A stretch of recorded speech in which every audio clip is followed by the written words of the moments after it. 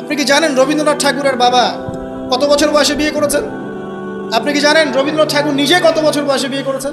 এবং যাকে বিয়ে করেছেন তার বয়স কত ছিল? সে তো আপনাদের ট্যাগর। তিনি বিয়ে করেছেন 17 বছর বয়সে বা 18 বছর বয়সে, এবং তার স্ত্রীর বয়স ছিল 11 বছর। ওই এটা নিয়ে তো কোনো কথা বলেন না কখনো। সুবহানাল্লাহ, এটা বলতে গেলে সময় চলে যাবে। তাওরাত ইহুদিরা কথা বলে এখন এগুলো নিয়ে। তালমুদ, ওদের একটা কিতাব আছে তালমুদ, ওখানে এমনও লেখা আছে যে 9 বছরের নিচে মেয়েকে বিয়ে করাটা পুণ্যের কাজ।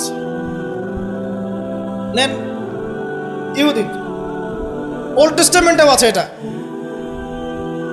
মনুসংহতি একটা কিতাব আছে, বই, কিতাব বলা ঠিক হবে না, সেখানেও এসেছে মেয়ের যখন বয়সন্ধিকালে আসবে, ঋতুস্রাব হচ্ছে, তাকে বিয়ে দিতে হবে।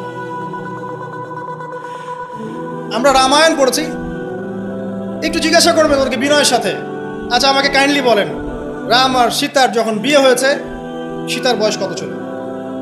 যদি সে অনেস্ট হয়ে থাকে তাকে অ্যান্সার করতে পারেন। কত বছর বলেন? কত বছর? 7 বছর। নেন এবার বহু বিবাহ নিয়ে কথা বলছেন, আপনাদের অবতারদের হিস্ট্রি ঘেটে দেখেন কতটা করে বিয়ে করেছে। কি বুঝাতে যাচ্ছেন? মানে একটা মানুষের চরিত্র ব্যাখ্যা করার জন্য একটা অপশন, সেটা হলো মেয়ে, নারী, ওইটা দিয়ে টান দিলেই মানে চরিত্র কালার করা যায়। সবচেয়ে বড় কথা শোনেন, হাদিসটা সহিহ বুখারীতে এসেছে, কিন্তু সবচেয়ে বড় কথা হচ্ছে অনেক স্কলার মুসলিম বিশ্বের, তারা কিন্তু এর সাথে অনেক সময় দ্বিমত পোষণ করেছেন যে সত্যিকার অর্থে আয়েশা রাদিয়াল্লাহু আনহার বয়স তখন 9 ছিল কি না, এটা নিয়ে অনেক কথা আছে। আমি শুধু না, অনেকেই কথা বলেছে। হিস্ট্রি ঘেটে দেখেন, অনেক আলেম কথা বলেছেন। কেউ বলেছেন তখন বয়স ছিল 15, কেউ বলেছেন 17, কেউ বলেছেন 18। একজন তো গাণিতে হিসাব মিলিয়ে দেখিয়েছেন যে বয়স ছিল তখন 18। আর একটা কথা আসলেই চোখ বন্ধ করে এটাকে হজম করে নিয়ে আমরা এটাকে ডিফেন্ড করার চেষ্টা করি। সুবহানাল্লাহ। বাদ দেন, ওইদিকে যাচ্ছি না। আমরা এই বিষয়গুলোকে নিয়ে তর্ক করার জন্য খুতবার আয়োজন করছি। তার চরিত্রের যে মৌলিক বিষয়গুলো, এগুলো সমাজের সামনে উপস্থাপন করাটা মূল উদ্দেশ্য। নবী করিম সাল্লাল্লাহু আলাইহি ওয়াসাল্লাম এই যে 23 বছরের জীবনীটা কথা বলেছি, প্রথম 3 বছর গোপনে দাওয়াত দিয়েছেন, এরপর প্রকাশ্যে দাওয়াত দিয়েছেন, ধৈর্যশীল ছিলেন, সবর করেছেন, মার খেয়েছেন, নিজের মাতৃভূমি ছেড়ে চলে গেছেন, সেখানে তাকে আল্লাহ পাক ক্ষমতা দিয়েছেন। আমি আপনাকে তার স্যাক্রিফাইসগুলো দেখাচ্ছি, একটু স্যাক্রিফাইসগুলো দেখেন। তিনি কি ভালো ঘরের সন্তান ছিলেন না? তার কি টাকা পয়সার অভাব ছিল? তার স্ত্রী খাদিজা রাদিয়াল্লাহু আনহা, যাকে তিনি 40 বছরের একজন নারীকে তিনি বিয়ে করেছেন, এই জায়গায় কিন্তু তাতে কোনো কথা নাই, আছে? যখন তার বয়স মাত্র 25 বছর, কোন 25 বছরের যুবক 40 বছরের নারীকে বিয়ে করতে চাইবে? এবং তিনি যতদিন জীবিত ছিলেন ততদিন তিনি আরও স্ত্রী গ্রহণ করেন নাই। বাদ দেন, তার কিন্তু টাকা পয়সা, আধিপত্য, প্রতিপত্তি, বংশের এগুলোর গৌরবের অভাব ছিল না। তারপরেও তার স্যাক্রিফাইসগুলো দেখেন। তিনি মার খাচ্ছেন, তার দাঁত শহীদ হচ্ছে, তার রক্ত ঝরছে, তায়েফে তার রক্ত দিয়ে জুতা আটকে গেছে, তাকে গালি খেতে হচ্ছে, তাকে হত্যা চেষ্টা সহ্য করতে হচ্ছে, আত্মীয় স্বজন তাকে ছেড়ে চলে যাচ্ছে, তাকে অর্থনৈতিক বয়কট করা হচ্ছে, গাছের ছাল পাতা খেয়ে শিয়ারে আবু তালেবে 3 বছর তিনি সময় কাটাচ্ছেন, নিজের মাতৃভূমি ছেড়ে চলে যেতে হচ্ছে, কষ্ট, যুদ্ধ করতে হচ্ছে, না খেয়ে থাকতে হচ্ছে, খন্দকের যুদ্ধে নিজের এই পেটের মধ্যে পাথর বেঁধে থাকতে হচ্ছে, পরপর 3 দিন তার ঘরে চুলা জ্বলছে না, তার ঘরে খাবার নাই, এই খেজুরের রস খেয়ে তিনি জীবনযাপন করছেন, তার স্ত্রীদের ঘরেও খাবার নাই। একজন মুসাফির এসেছে, খাবার চাচ্ছে, তিনি বলছেন দেখো আমার স্ত্রীদের ঘরে খাবার আছে কিনা। প্রত্যেকটা স্ত্রীর ঘর সার্চ করে একটা খাবার পাওয়া গেল। স্যাক্রিফাইস করছেন, ঘুম নাই, বিনীত রজনী যাপন করছেন। এই যে শারীরিক কষ্ট, মানসিক কষ্ট, অর্থনৈতিক কষ্ট, দেশ ত্যাগ করা, এই যে কঠিন সবর, সংগ্রাম, মুজাহাদা, তার স্বার্থটা কি আমাকে বল? তার কি স্বার্থ?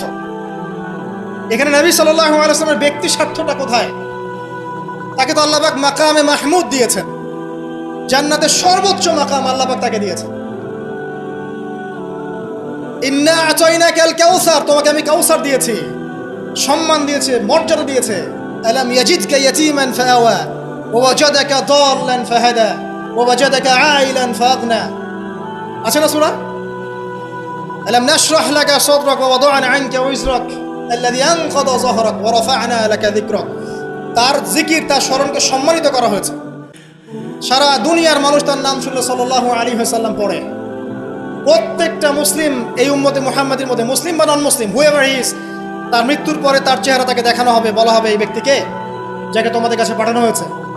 তিনি আমাদেরকে ভাই বলে সম্বোধন করছেন। তিনি বলছেন, কাশ আমি আমার ভাইদেরকে দেখতে পেতাম। সাহাবীরা বলছেন, আমরা কি আপনার ভাই নই? তিনি বলছেন, না, তোমাদের পরে যারা আসবে আমাকে না দেখেই বিশ্বাস করবে এরা আমার ভাই। সব নবীকে দোয়া কবুলের এখতিয়ার দিয়ে দেওয়া হয়েছে। সব নবী দোয়া দুনিয়ায় করে ফেলেছেন। আমাদের নবীজি এত কষ্ট করার পরেও দুনিয়াতে দোয়া করেন নাই। তিনি পরকালে দোয়াটা জমা রেখেছেন। সেটা শাফাআত, আমাদের সবার জন্য শাফাআত করবেন তিনি ইনশাআল্লাহ। এই শাফাআতে সমস্ত কবিরা গুনাহগার ব্যক্তি জান্নাতে যাবে।